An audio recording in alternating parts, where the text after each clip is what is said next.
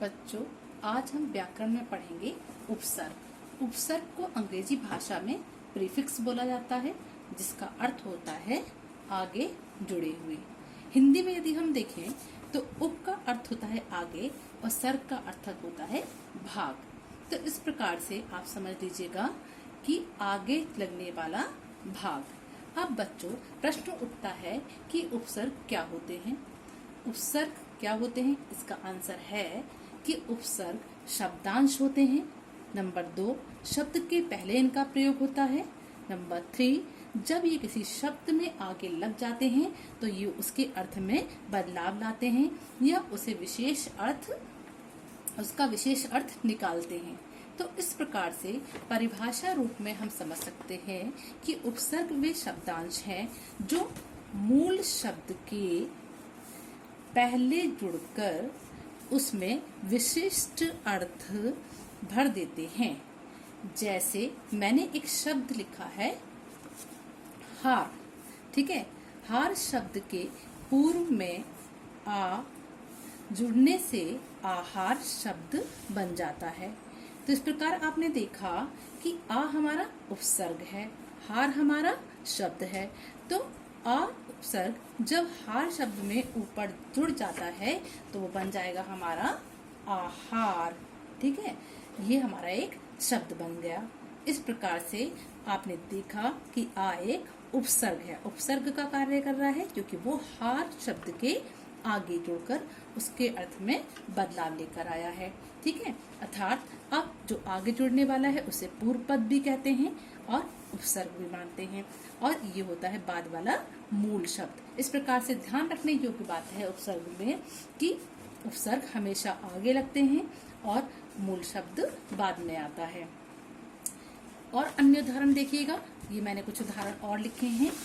जैसे यहाँ पे मैंने लिखा है उपसर्ग अनु और मूल शब्द मैंने लिखा है शासन। तो दोनों मिलकर एक नया शब्द बना रहे हैं अनुशासन। दूसरा देखिएगा, अप उपसर्ग मैंने लिखा है और हरण मैंने शब्द लिया यानी कि मूल शब्द, और दोनों मिलकर बना रहे हैं अपहरण। तीसरा मैंने यहाँ पे लिया है उपसर्ग आ और यहाँ पर मैंने मूल शब्द लिया है भाव। इस प्रकार से ये बना रहे हैं आपका अभाव। तो अब तक आपने जान लिया होगा बेटा कि उपसर्ग हमेशा मूल शब्द के आगे आते हैं, और दूसरा जब ये मूल शब्द के आगे आते हैं तब ये एक विशेष अर्थ बनाते हैं या एक नया शब्द बना देते हैं। तो इस प्रकार से ये हमारे उपसर्ग कहलाते हैं। अब आते हैं हम उपसर्ग के प्रकार पर। देखिएगा उपसर्ग के प्रकार। उपसर्ग 3 प्रकार के होते हैं हमारे।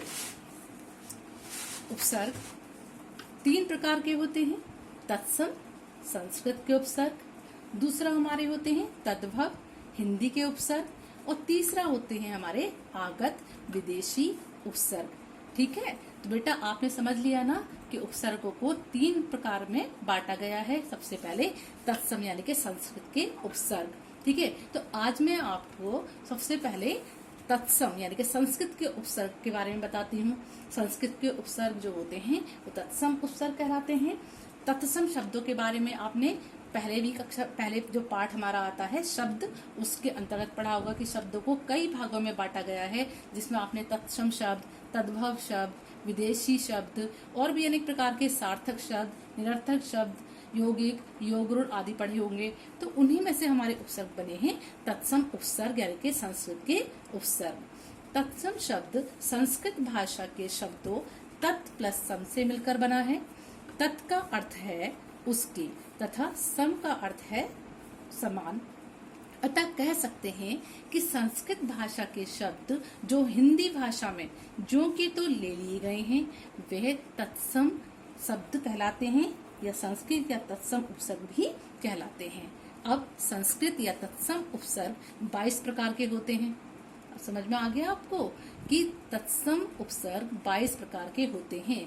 यहाँ पर मैंने एग्जाम्पल वर्ड लिया है, संस्कृत का उपसर्ग लिया है निस और मूल शब्द लिया है मैंने सहाय, ठीक है। दोनों मिलकर बनाते हैं शब्द निस्सहाय, यानी कि जिसको सहायता की आवश्यकता होती है, जो अपनी सहायता खुद नहीं कर पाता उसको हम कहते हैं निस्सहाय।